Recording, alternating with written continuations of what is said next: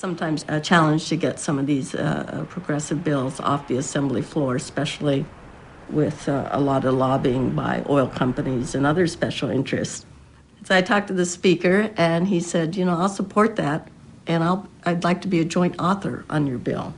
My daughter, who is 15 years old now, said to me, after I told her I was doing the bill and what the bill says, well, why are you doing that, Dad? That's not going to solve the problem. At the time, we were talking about mandatory reporting. He says, that's not going to solve the problem. And it really dawned on me, and I came back to work, and I met with Fran Pavley, and I said, we need to go for the whole enchilada here. We can't settle for mandatory reporting. We need to do the whole thing, and we need to do it right.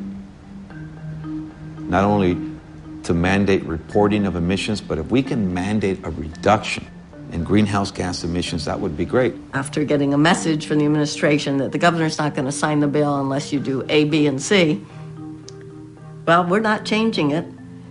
And so the speaker came and he said, well, it's probably not going to be signed. And I said, well, let's see. And I would say 2 or 3 hours later, and the speaker comes running into the room where we're all huddled and meeting and said, he's going to sign the bill, send it down.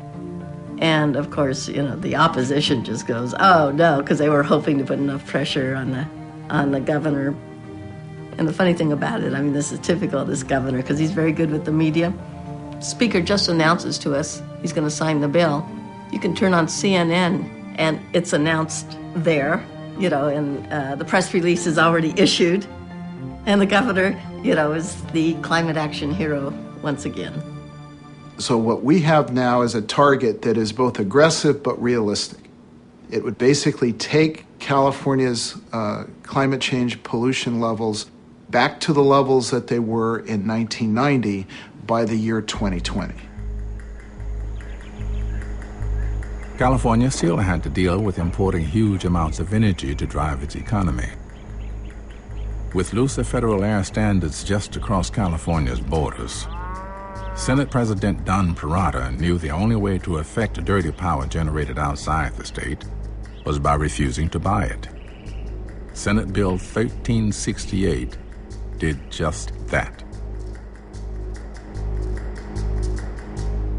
We import a lot of our energy, and it's been coming in from other states that coal fire or use coal as the main ingredient to produce electricity. It is the biggest stationary polluter that there is.